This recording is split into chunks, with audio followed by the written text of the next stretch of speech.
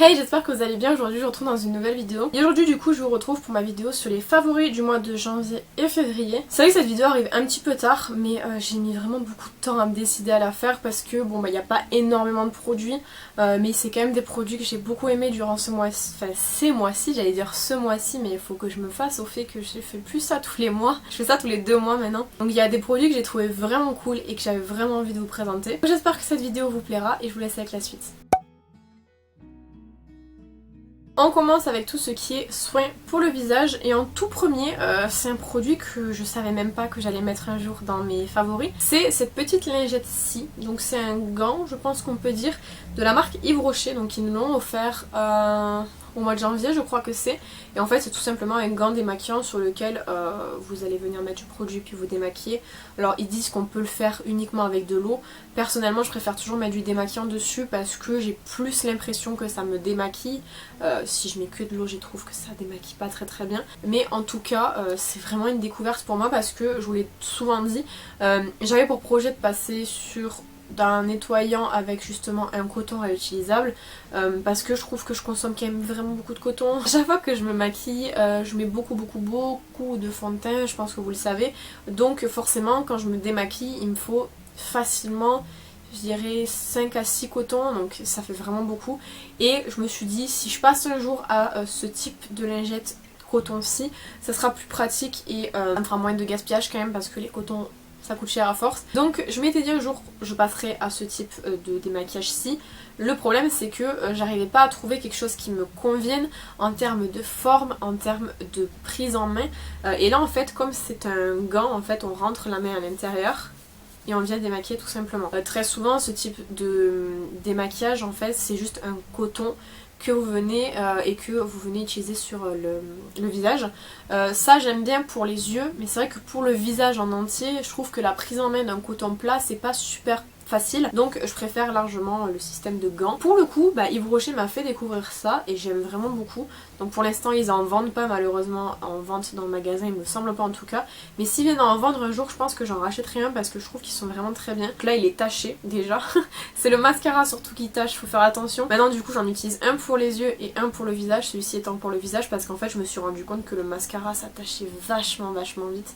Mais en tout cas très belle découverte et du coup je l'utilise tout le temps maintenant et j'utilise vraiment les cotons que pour appliquer mes soins. Une grande découverte pour moi également ce mois-ci, c'est l'eau micellaire de chez Alvira que vous pouvez trouver chez Action. C'est une eau micellaire qui est démaquillante, donc vous venez l'appliquer sur un coton comme ça par exemple et vous venez directement l'utiliser sur votre visage. Je trouve qu'elle est vraiment super bien et en plus de ça elle démaquille également les yeux, ce qui est pratique parce que du coup vous n'avez pas besoin d'avoir 150 démaquillants, vous utilisez ça pour tout le visage et les yeux et c'est pratique. Et sur un format 400 ml qui est vegan et testé dermatologiquement, donc normalement il n'y a pas de problème sur ça. Et c'est vrai que depuis que je l'utilise j'ai l'impression d'être mieux nettoyée, enfin même si je fais toujours un nettoyage derrière, j'ai l'impression d'être mieux démaquillée quand j'utilise ça que quand j'utilise autre chose.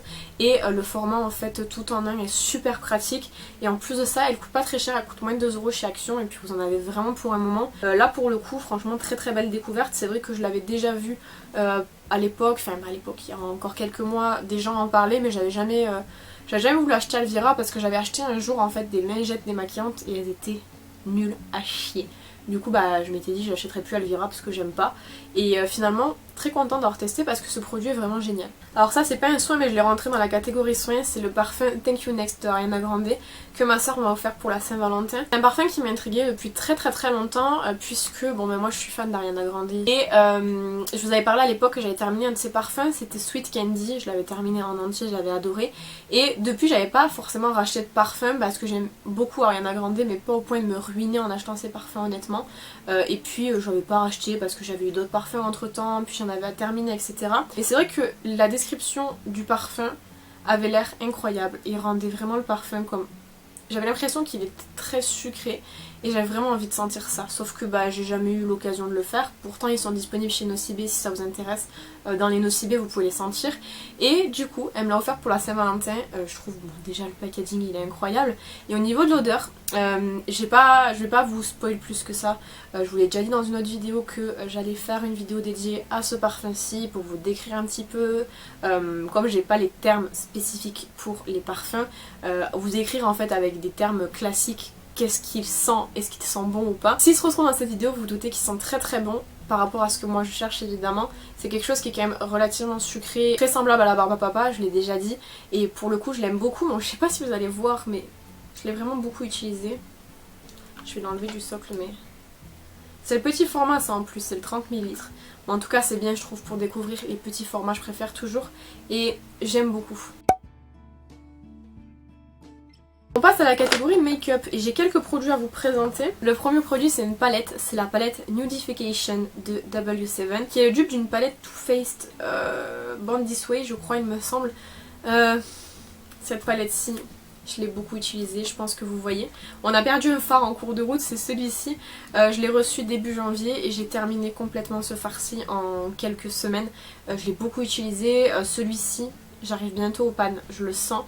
Et c'est une palette que j'aimerais beaucoup bien avancer, pourquoi pas la terminer, que ça serait ma première palette terminée. Mais c'est une palette qui est vraiment incroyable, la pigmentation, il n'y a rien à dire, c'est vraiment très pigmenté.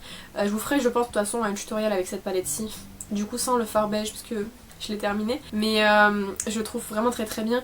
Le seul reproche que j'aurais à lui faire, mais je pense que ça doit être pareil dans celle de chez Too Faced, c'est que les fards à effet, généralement sont des fards qu'on prélève au doigt, parce que c'est plus simple.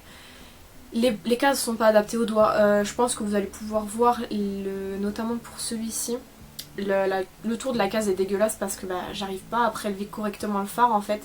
Et du coup j'ai du mal. Je pense qu'ils auraient peut-être dû faire l'inverse, mettre les fards mat dans les petites cases et les fards irisés dans les grandes cases. Mais en fait ils ont carrément refait la palette de Too Faced, donc du coup ils n'ont pas pu changer l'emplacement. Mais j'aime beaucoup cette palette, pour moi c'est vraiment une palette quotidienne. J'utilise tous les jours quand je dois faire des make-up assez rapides, assez faciles. J'utilise celle-ci parce qu'elle est vraiment très bien et je pense que bientôt on arrivera dans le pan de ce fard-ci. Parce que j'utilise vraiment beaucoup. En fait, quand je faisais un make-up, j'utilisais ce fard-ci pour unifier ma paupière mobile. Je venais faire mon creux paupière avec ce fard-ci, intensifié avec ça sur la paupière mobile et ça en coin interne. Voilà, c'est mon make-up de tous les jours en fait. Et elle est vraiment très bien pour le prix. Le fond de teint Conceal and Define allait forcément se retrouver dans cette vidéo puisque je vous en ai beaucoup parlé. C'est un fond de teint que j'aime énormément parce que je trouve que sur moi il tient très bien. À savoir que rares sont les fonds de teint qui tiennent sur ma peau en fait. Tout simplement parce que j'ai une peau très grasse qui bouge beaucoup. Vraiment les fonds de teint ont tendance à vraiment bouger sur moi. Un petit peu comme si c'était la fête en fait. Et du coup ils tiennent très mal. Et puis... généralement j'ai la peau qui revient grasse très rapidement. Pas avec celui-ci, je l'avais eu en promo, je l'avais payé que 3 €. Le seul truc qui va pas avec ce fond de teint, enfin il y a deux trucs qui vont pas. Le premier c'est que la teinte n'est pas bonne, mais ça c'est ma faute, je l'ai pris un petit peu trop clair. Donc si vous voyez que j'utilise en vidéo et que je deviens très blanche, évidemment déjà il y a la ring light qui blanchit beaucoup, trop peut-être. Et en plus de ça, c'est pas la teinte la plus adaptée on va dire. Quand j'aurai terminé celui-là, je reprendrai évidemment la teinte qui me correspond le plus. Et deuxièmement, du coup, c'est un fond de teint qui sèche. Ce qui fait qu'en fait, quand vous venez l'appliquer, quand vous venez travailler votre teint, vous allez devoir venir faire par zone un petit peu. Quand je l'utilise en vidéo, je l'utilise toujours par zone. C'est-à-dire que je viens en appliquer ici, j'estompe ici. Je vais en appliquer ici, j'estompe ici, je vais en appliquer ici, j'estompe, et pareil pour du coup le menton et le nez, parce que sinon il a tendance à sécher trop rapidement et du coup il est difficile à travailler. En dehors de ça, franchement chapeau, parce que c'était rare que les fonds de teint tiennent aussi bien la matité sur moi. Ça m'est jamais arrivé je crois, à part avec la cushion de Viti Cosmetics qui était assez bluffante. Je dirais que ça c'est un petit peu le même résultat, sauf que du coup c'est un format liquide donc c'est plus simple et vous en avez vraiment beaucoup quoi. Au niveau de l'applicateur, c'est l'applicateur très gros comme ça là, et je trouve que c'est pareil, c'est super pratique. Donc ouais, ce fond de teint là je m'y attendais pas tellement en fait, je l'avais pris sans conviction et je l'aime énormément. J'ai pris la teinte F07, je dirais qu'au niveau de la teinte il faudrait que je prenne au moins 2 teintes au-dessus parce que un petit peu trop clair. Ça du coup c'est une redécouverte parce que je l'avais depuis un moment, ça fait 1 an que je l'ai à peu près je crois, enfin même un petit peu moins parce que je l'ai acheté cet été. Quelques mois, 6 mois on va dire. Le blush Harmony de Tarte, donc de la gamme Amazonian Clay 12 Hour Blush. Et en fait c'est un petit blush comme ceci qui était dans un kit, il était dans le kit Amazonian Clay je crois. C'était celui avec le bronzer et le mascara. C'est vraiment un blush magnifique. J'aime vraiment beaucoup ce blush, en fait c'est typiquement le genre de blush que j'adore, c'est-à-dire entre le pêche et le rose quand même orangé. un pêche quoi. Il est très beau, il est mat, il s'estompe bien, il donne quand même un effet bonne mine et que dire de plus, j'aime vraiment beaucoup cette formule là. Je trouve que c'est vraiment une formule qui est extrêmement douce, extrêmement légère mais qui en même temps marque quand même très bien. Donc ouais, très surprise par ces blushs-ci. C'est mon seul blush Tarte pour le moment. J'ai pas envie d'acheter de gros blushs parce que je vous l'ai déjà dit à plusieurs reprises, il y a certains produits que j'ai envie d'acheter en plus petit format maintenant, tout ce qui va être bronzer, blush, highlighter, rouge à lèvres, gloss, tout ça j'aime bien acheter en petit format parce que je sais que des formats qui durent quand même assez longtemps. Du coup bah, ça si je viens un jour à reprendre une couleur comme ça serait plus en petit format et les petits formats sont très souvent dans les kits donc ça vaut plus le coup de prendre des kits. Là il y en a eu des kits pour Noël, il y en a pas qui m'ont plus tenté que ça, ils en ont fait un avec la Maracuja Oil et un mascara plus un blush et après je sais plus ce qu'ils avaient fait. En tout cas celui-ci très surprise et pour le coup je comprends pourquoi les blush Tarte sont tant aimés, ils sont vraiment très bien. Une découverte assez récente et qui n'était pas du tout prévu, c'est très bizarre de dire ça, c'est les Jumbo pour les lèvres de chez Sienne. J'étais allée en magasin pour en fait aller acheter la bonne teinte pour mes sourcils pour le duo en fait sourcils tout simplement. Ma mère m'avait pris la teinte 01 et moi en fait je suis la teinte 02 il me semble. Ou l'inverse, je sais plus en tout cas. Elle m'avait pris la teinte qui était trop claire et donc du coup j'étais retournée chercher la teinte foncée et je suis tombée sur ce petit crayon-ci, enfin ce gros jumbo plutôt, sans spécialement conviction, ils appellent ça matte lip crayon et en fait ce sont des jumbo classiques que vous venez appliquer sur les lèvres en guise de rouge à lèvres. Je l'ai utilisé notamment dans le tutoriel pour la palette Truffle. Il est incroyable, j'adore la couleur, j'aime trop le fini, c'est un fini mat non asséchant. Donc pour le coup je connaissais pas du tout, je suis tombée dessus par hasard, il y avait 4 teintes disponibles, j'ai pris la teinte nude comme ça, très beau et je regrette pas du tout. C'est la référence 20 s'il y en a qui veulent et il me semble qu'il était pas très cher, c'était vraiment un produit qui était comme Sienne quoi, Sienne de... En règle générale c'est pas si cher que ça. D'ailleurs j'en profite, n'hésitez pas à me dire si vous voulez une vidéo complète sur toute la gamme sourcils de chez Sienne parce que j'ai tous les produits, j'ai la pommade, le crayon, le mascara et duo pour les sourcils avec la poudre. Et c'est vrai que Sienne on n'en parle pas énormément et on n'en entend pas énormément parler et pourtant des fois ils ont des super bons produits et ça fait partie des super bons produits que j'ai beaucoup aimé durant ces 2 mois. Et dernier produit make-up, alors c'est un eyeliner, donc c'est le Waterproof Pen Eyeliner de chez McQueen qui m'a été envoyé par le site YesStyle. C'est un eyeliner marron et je m'attendais pas à ça. Il est extrêmement bien et me rappelle énormément le Epic Ink Liner de chez NYX. Si vous me connaissez un petit peu, vous savez que le Epic Ink c'est vraiment mon eyeliner préféré, j'aime beaucoup la pointe. Et ben c'est très semblable, c'est vraiment le même style de pointe en fait. Pointe, c'est pas feutre, c'est des petits poils. Très bien, il peut faire autant des traits très fins, je vais vous montrer, que des traits beaucoup plus épais en fait. Et il est marron foncé, ça change beaucoup. Initialement du coup pour YesStyle c'était pour la vidéo Glow Up que je vous mets juste ici. On pouvait choisir en fait ce qu'on voulait et j'ai choisi du coup un eyeliner, je vais y arriver, marron foncé et il est très bien, je m'attendais pas à ça, je l'aime beaucoup. Et du coup en fait quand je veux me maquiller, faire un maquillage quotidien et que je veux vraiment un truc assez léger, je fais un eyeliner marron au lieu de noir et c'est vraiment beaucoup plus doux et je préfère le rendu comme ça. Donc ceux de chez McQueen sont très bien. Pour ceux qui aiment le NYX je vous conseille de tester parce qu'ils sont un petit peu moins chers. Le NYX est à 11 € et le McQueen est à 7 € je crois, donc ça vaut vraiment le coup. Ils sont très bien. On passe aux autres et évidemment j'ai des séries à vous présenter. J'ai pas de film ce mois-ci, j'en ai regardé mais rien d'incroyable. On commence pas avec Sweet Home. Alors Sweet Home c'est un petit peu particulier parce que je l'ai commencé fin décembre et je l'ai terminé en janvier. J'avais trop envie de vous la présenter durant le mois de décembre et finalement je me suis dit non, on va la présenter au mois de janvier, c'est mieux. J'ai vraiment attendu de terminer la série pour être sûre de ce que j'en pensais et vraiment pour moi avec Alice in Borderland c'est vraiment les meilleures séries qui ont été faites en 2020. Après ça reste des goûts personnels, moi j'ai beaucoup aimé ces 2 séries là, je sais qu'il y a des gens qui ont moins accroché sur Sweet Home. Du coup Sweet Home c'est une sorte, je dirais un monde post-apocalyptique mais pas avec des zombies en fait, avec vraiment des vrais monstres et qui est très post-apocalyptique avec un personnage principal qui est assez froid et assez timide qui à la fin de la série réellement s'est vraiment dévoilé un petit peu plus. C'est vraiment une série J'attendais beaucoup de cette série là, j'attendais vraiment quelque chose qui soit très différent parce que c'est vrai que le post-apocalyptique, je pense qu'on a un petit peu fait le tour et qu'il fallait vraiment quelque chose de très différent de tout ce qui peut être post-apocalyptique zombie, donc avec les monstres ça passe. Et chaque monstre est tellement particulier et a tellement été travaillé que ça rend la série ultra intéressante. En ce qui concerne du coup la saison 1, j'ai adoré. Je sais pas s'il y aura de saison 2. En ce moment, elle est notée comme étant en cours, mais j'ai pas spécialement plus entendu que ça qu'on allait avoir une saison 2, d'autant plus que du coup l'acteur principal c'est l'acteur qui joue également dans Love Alarm, qui est une série qui fonctionne énormément, à tel point que la saison 2 est sortie il y a quelques jours, et du coup par rapport à son activité, je trouve qu'il a énormément de tournage et je suis pas sûre que Sweet Home puisse avoir une saison 2 par rapport à ça, même si j'espère énormément.